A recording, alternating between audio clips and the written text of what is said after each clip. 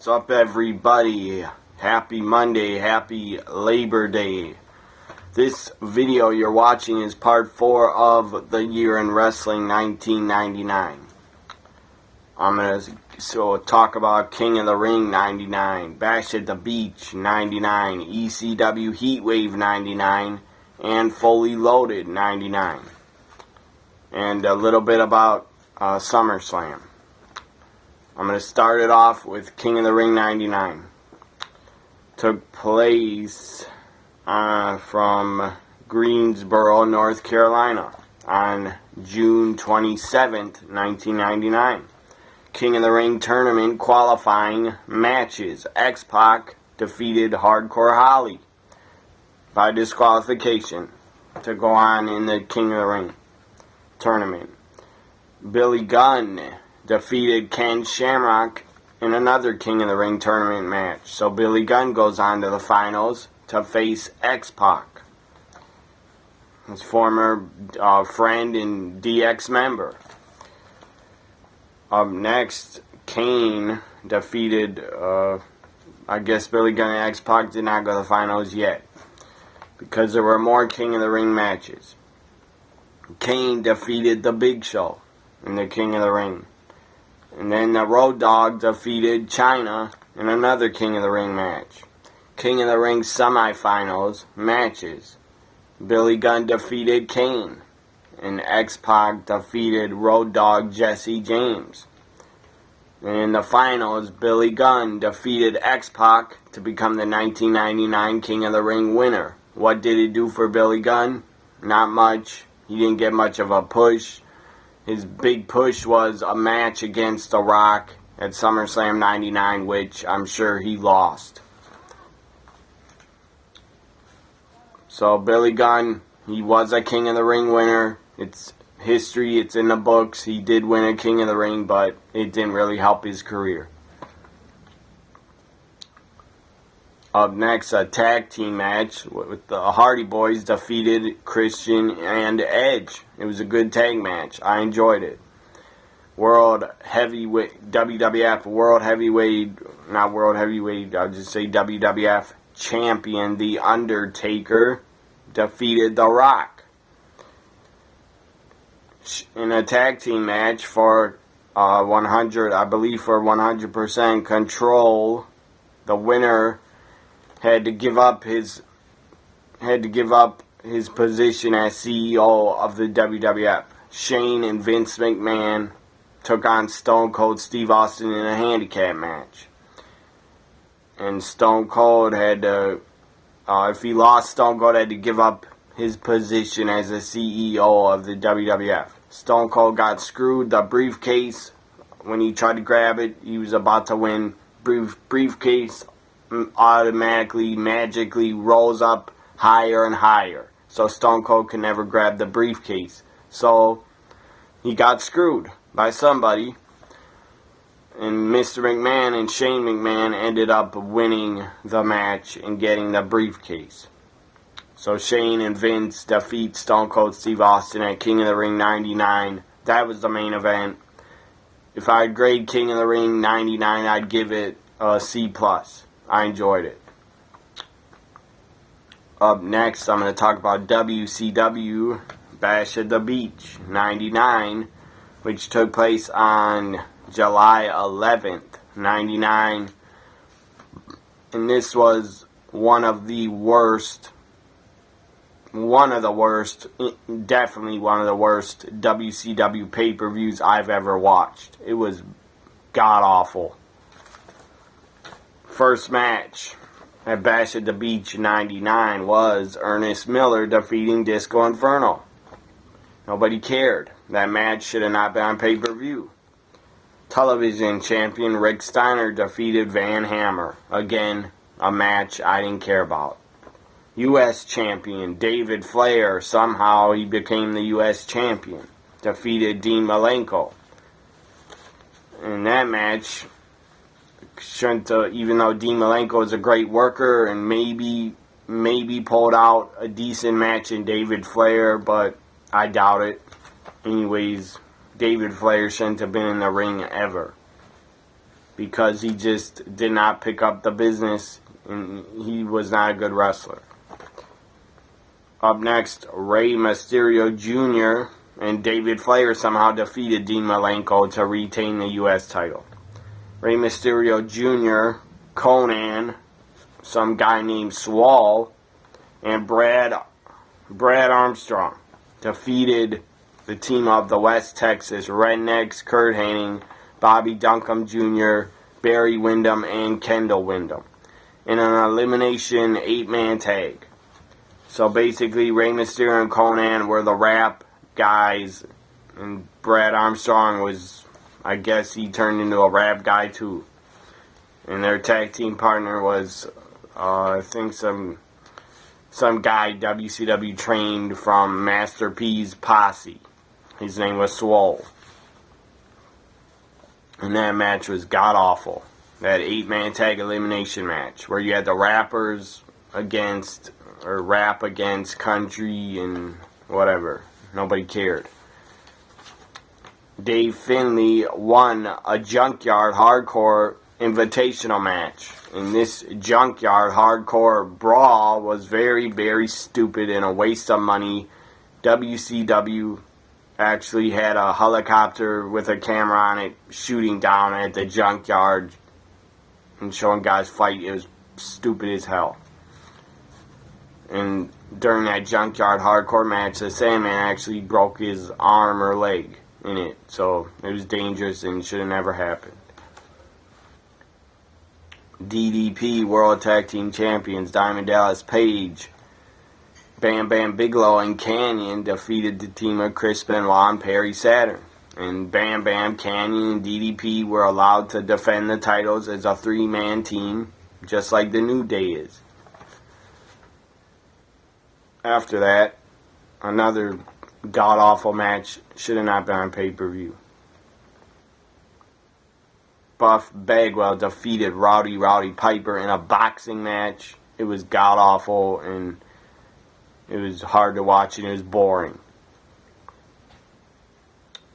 And the famous boxing referee, Mills Lane, was a guest referee.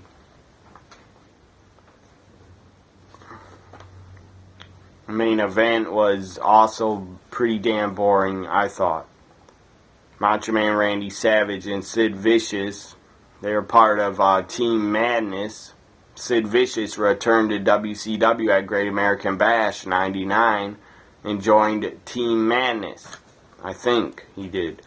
Or he helped Randy Savage, at least he helped him defeat Kevin Nash. Or Kevin Nash defeated Randy Savage at Great American Bash, but Sid came out and interfered at the end. So Sid Vicious and Randy Savage teamed up to take on, and they defeated the team of Kevin Nash and Sting. When Randy Savage pinned the world champion Kevin Nash, because of a special stipulation in the match, Savage became the new WCW World Heavyweight Champion.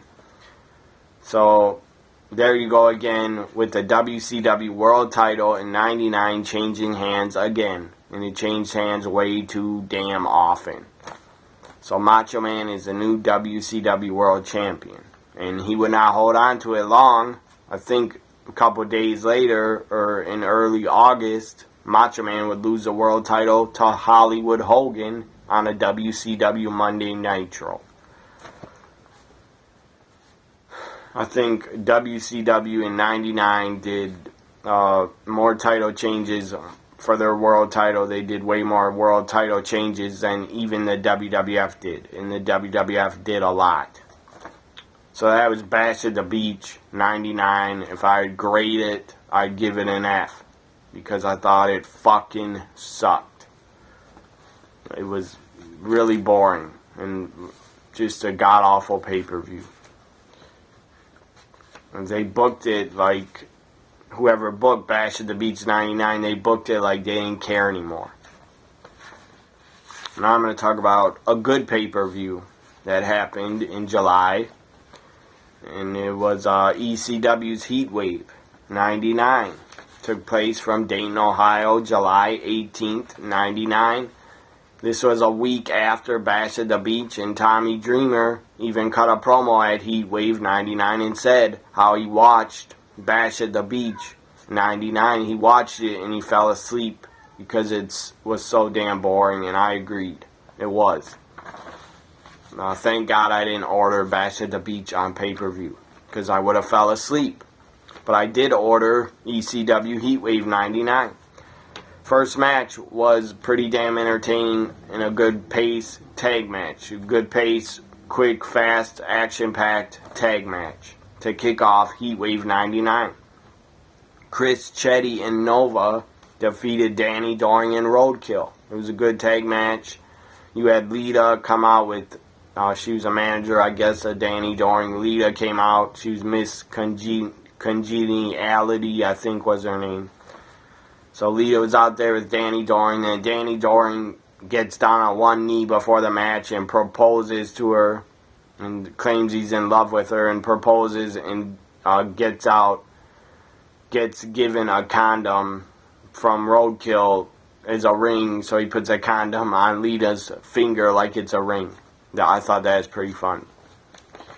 So Chris Chetty and Nova defeat Roadkill and Danny Doring, and it was a good pace tag match to kick off the show. The crowd was hot. They were into it, and they loved it.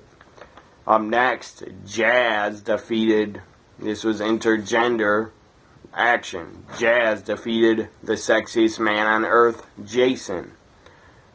And it was a decent match. Jazz was a great worker. She could work with men or women. She was good. Up next, Super Crazy defeated Little Guido. Another pretty damn good match and entertaining. Spike Dudley and Boz Mahoney defeated the World Tag Team Champions Bubba Ray and Devon Dudley, the Dudley Boys. And how they won the titles with the help of New Jack. He came out with, I think, a shopping cart full of weapons, threw it in the ring, destroyed the Dudley Boys with a lot of weapons. And before the match, you had the Dudleys get on the microphone. Bubba Ray especially got on the mic and absolutely ripped apart Dayton, Ohio. Challenged the fans, anybody that wanted to fight the Dudleys, to get in the ring and come fight them. Well, obviously nobody jumped the guardrail to come fight them because they would have been arrested and probably kicked out. But the Dudleys definitely on the microphone, Bubba Ray Dudley and ECW, the guy was so good he almost caused riots. That's how good Bubba Ray Dudley was on the mic when he was heels, when the Dudleys were heels. They were probably the most hated tag team in wrestling history in ECW, and Bubba Ray ripped apart the crowd and the fans. There was this lady in the crowd with her daughter. Her daughter looked about only 15 years old, or maybe even 14 or maybe 16. So this mother is in the crowd. Bubba Ray saw her. The mother is pointing and yelling at Bubba Ray. He saw her. He says, "We got a mother here in the first row that taught her daughter how to suck dick." So the Bubba Ray and the Dudleys, they always took it too far, and they always went there, and they always got extreme on the mic, and they took it there. They were controversial. They pissed a lot of people off. But they were a great heel tag team. And Bubba doing that was awesome. I give him a lot of props for doing that. And then he went down in front of the guardrail at the lady where he called out the lady on the mic and said she taught her daughter how to suck dick. He went up in her face and he was yelling at her and trying to provoke her.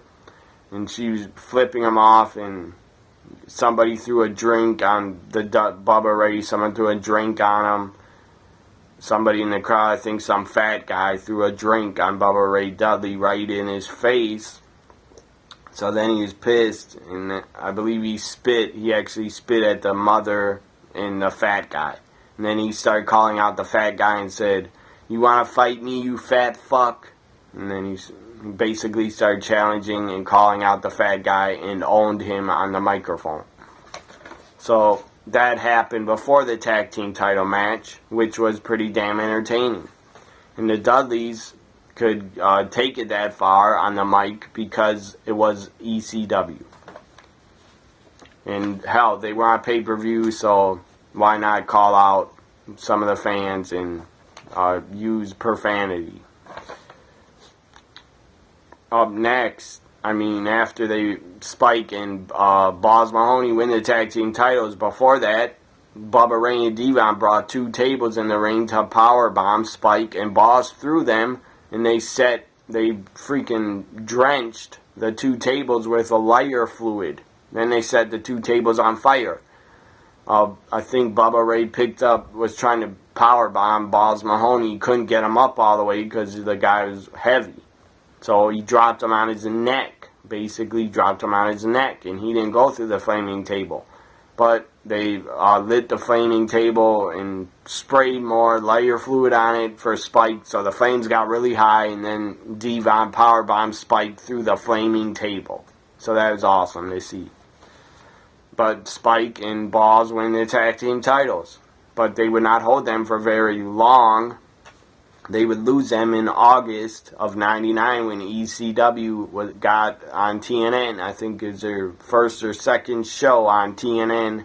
Spike and Boss lost the tag titles back to the Dudley Boys. And they cut a long promo about how they have done everything there is to do in ECW.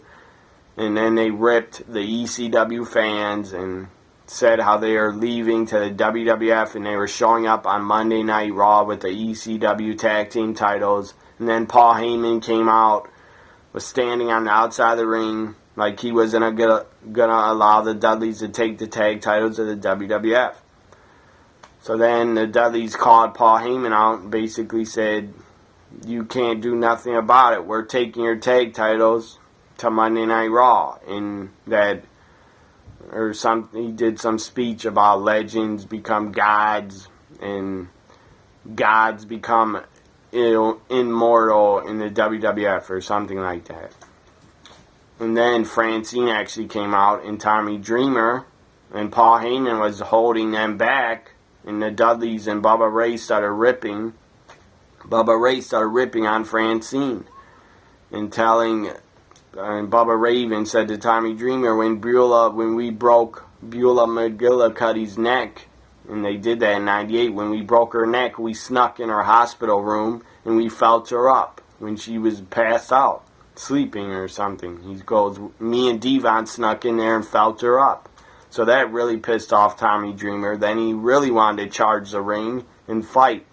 But he did have an injured back still, so he didn't charge the ring yet. And then they bring up, Bubba Ray brings up Francine and says, you're with a $2 whore right now, or something like that.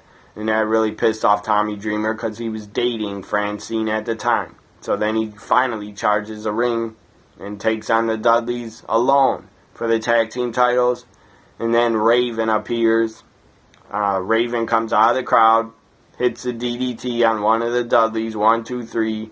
Raven and Tommy Dreamer become the ECW Tag Team Champions, and Raven returns to ECW. That happened, I think, on the second episode of ECW on TNN in August. That was after HeatWave. Just thought I'd bring it up.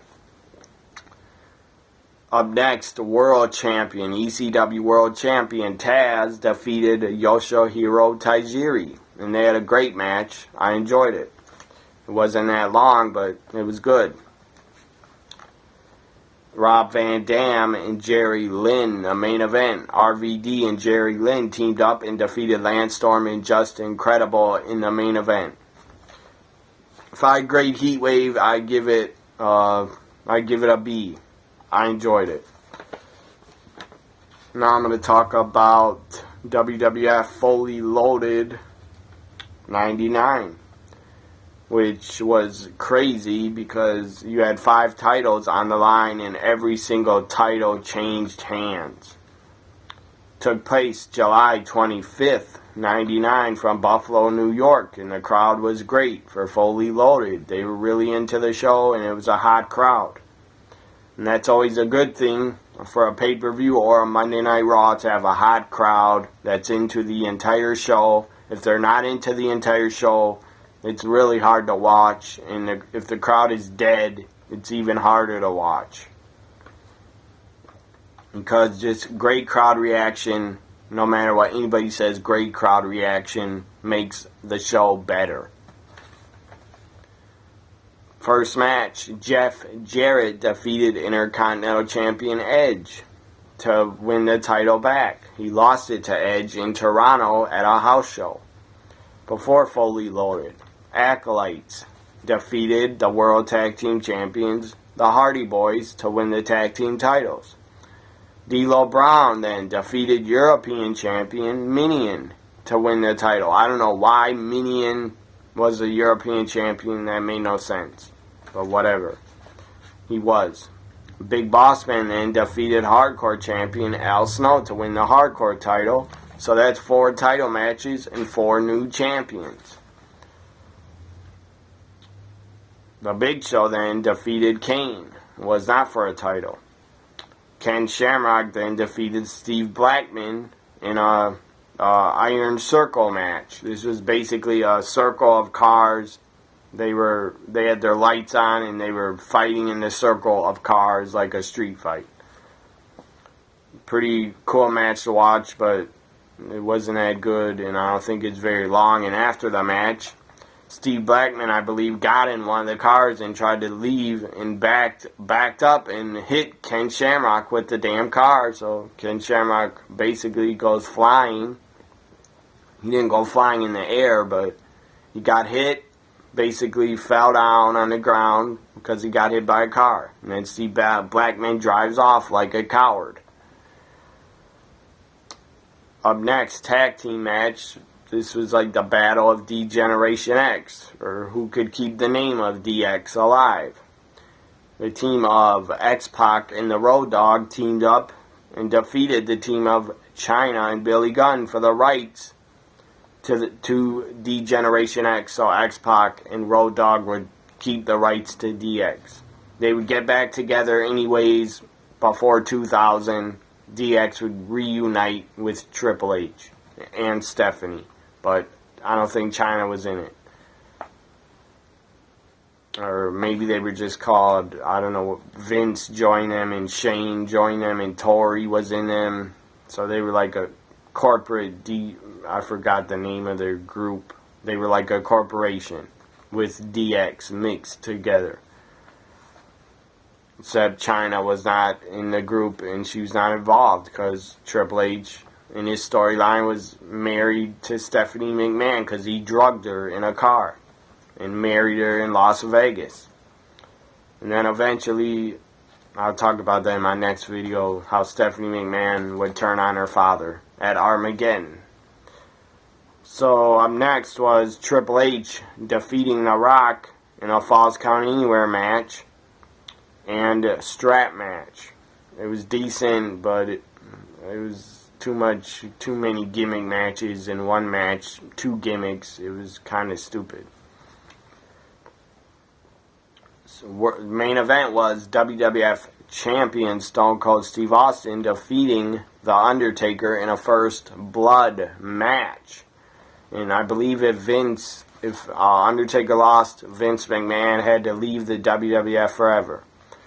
So at the end, Taker got busted open first, and then Stone Cold bled a lot, and they were basically brawling after the match was over. The crowd was really into this match, especially towards the end, and Shane McMahon came down to ringside. Vince McMahon was in a wheelchair, I believe, still in a wheelchair, or I think he's in a wheelchair because of a fall. He took off a ladder at King of the Ring through a table, and the table did not break when he fell on it.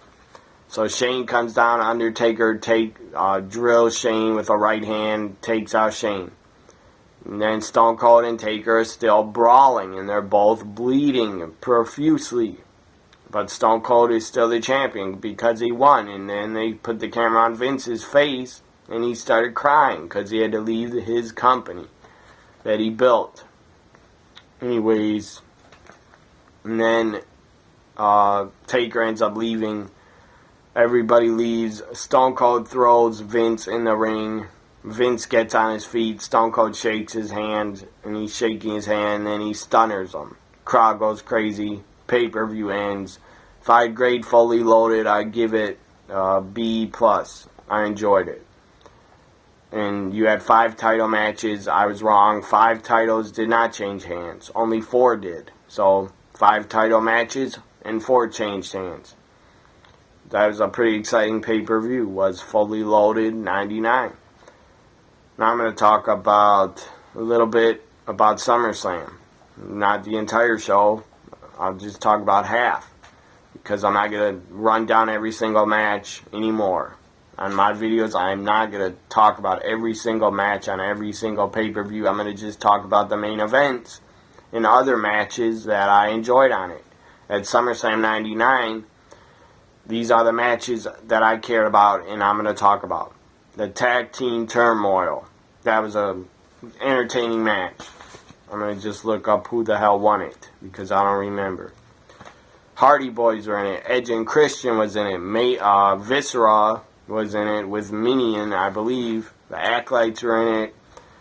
Hardcore Holly and I believe maybe Crash Holly was in it. I just gotta look it up here. Tag Team Turmoil. Good Lord, there were a lot of teams in it. Edge and Christian.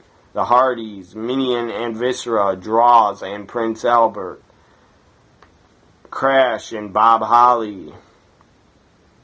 So who the hell won the final? I guess the Acolytes won. The Acolytes defeated Edge and Christian, and then the Acolytes defeated Crash and Bob Holly. So I guess they won it. So the Acolytes became the new #1 contenders in the Tag Team Turmoil match, and they would go on to Raw. I believe in August, after SummerSlam, the Acolytes would win the Tag Team titles. I believe. And then on Raw again. Or not on Raw, maybe somewhere else. The Hardys defeated the Acolytes.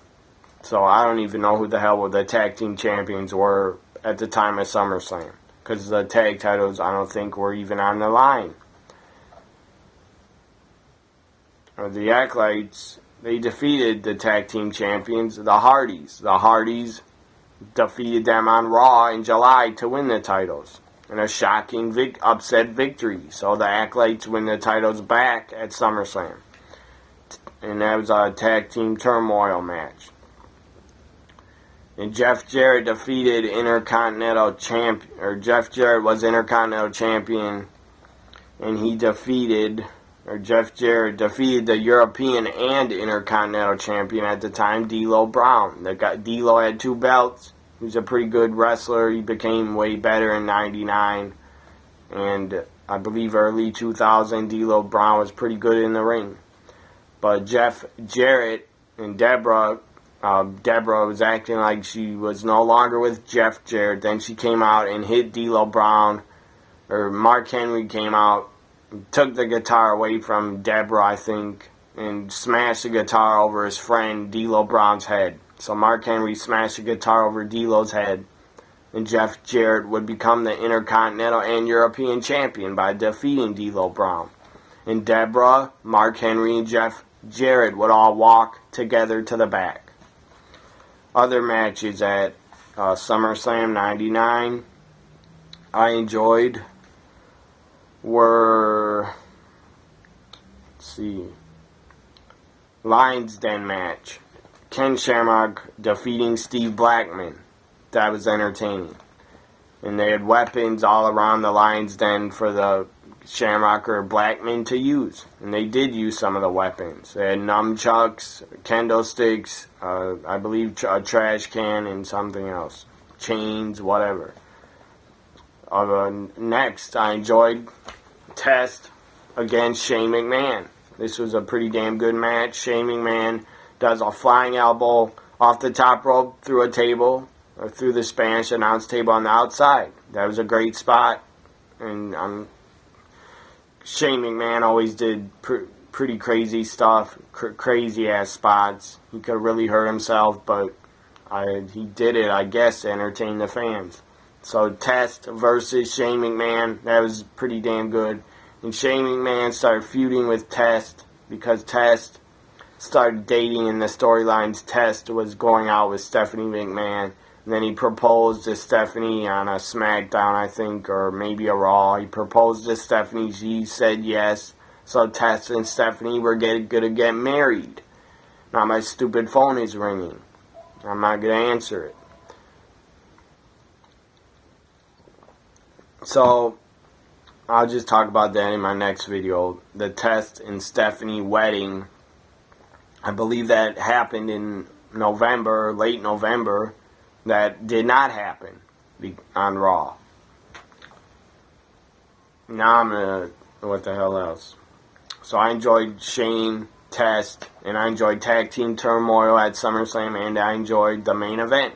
Stone Cold defending the title against Mankind and Triple H. Special guest referee would be the governor of Minnesota at the time, returning to the WWF. Jesse the Body Ventura was a special guest referee.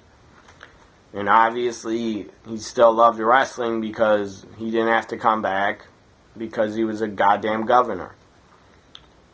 So, where the hell was I? Anyways, Mankind wins the WWF Championship at SummerSlam. Kind of a weird finish to have Mankind win it. I thought Triple H was going to win it, but he did not. I guess Stone Cold did not want a job and put over Triple H on SummerSlam, but he agreed to put over Mankind. So Mankind wins the title. And I think the next night on Monday Night Raw, I think it was the next night, Shane McMahon was a guest referee, and Shane screws Mankind and Triple H. Rock was sitting at ringside on commentary. Triple H hits Rock with a chair. Rock goes down. Then Triple H wins the WWF Championship for the first time in his career by defeating Mankind on, I believe, August Monday Night Raw from '99. Also, after SummerSlam, or right before SummerSlam, you had Y2J, Chris Jericho, jump from WCW to WWF. That was a big, big move, and it really helped out the WWF in the Monday Night War. Jericho leaving WCW was really good, I think, for the WWF. They got a younger talent, and they took a younger talent from WCW. Obviously, Jericho did not want to be in WCW anymore, and I don't blame them. They were dying. They had no direction. Their management was, they didn't know what the hell they were doing half of the time. They didn't know how to book pay-per-views, and they were just really mismanaged as a company in '99. So Jericho was there until his last pay-per-view was WCW Uncensored, '99, and after that he was off TV till he let his contract run out, and then he went to the WWF in August, and the WWF did his debut with the countdown clock, countdown to the millennium, and basically he was counting down all the way to a Monday Night Raw in Chicago in August. So that was a great, great way to debut a new superstar in the WWF by having a countdown clock. That was exciting, and it was entertaining for the fans. When the countdown was up, the fans didn't really know, unless you read spoilers and dirt sheets, you didn't really know who the new star was. I didn't know it was Jericho because I didn't have the internet in '99. I didn't get any internet until the year 2000. Anyways, I didn't know it was Jericho, but I think I kind of guessed, and I knew it was him because before Jericho, I think, came out, you had signs in the crowd that were saying Raw is Jericho and stuff like that. Anyways, Jericho debuts on Raw in Chicago, gets a huge reaction. I mean, just gets a standing ovation and huge reaction. The crowd loved seeing Jericho on Raw. And then he says on the mic, "Everybody, welcome to Raw is Jericho." He came up with that in WCW when he was calling WCW Monday Night Jericho, or something like that, he would say. Anyways, Jericho jumping was a big move, and it really helped out the WWF, I think. And I was glad to see a young guy like Jericho. I was glad to see him in the WWF, because we could have new matchups between The Rock and Jericho, Stone Cold versus Jericho, Triple H versus Jericho, new matches, interesting feuds, new feuds between Jericho and some of the WWF roster. So it was great for the WWF fans to get Chris Jericho in the WWF finally. Because, in my opinion, WWF should have signed Jericho in '96, but they did not. They let him get signed by WCW. And WCW probably offered Jericho more money to go there first. I believe his contract was $150,000. That's a lot of money. So Jericho took the offer, and WWF probably would have not offered him $150,000. Because they weren't offering much money until probably after 97 into 98, when guaranteed contracts started coming around. Or whatever. I think 96, with Kevin Nash and Scott Hall leaving to go to WCW, that's when the guaranteed contracts in wrestling started. Anyways, I'm done talking about part 4 of the year in wrestling. 1999. I'm going to do a part 5, and right after this, I'm going to do a part 5 and talk about the rest of the year in 99. And I'm not going to go over every single match of every single pay-per-view in my next video. I'm going to just talk about the matches that I thought were good and the ones that, some that were bad. So, hope you enjoyed the year in wrestling 1999. Part 4 video. Bye for now. I'm going to do a part 5 now.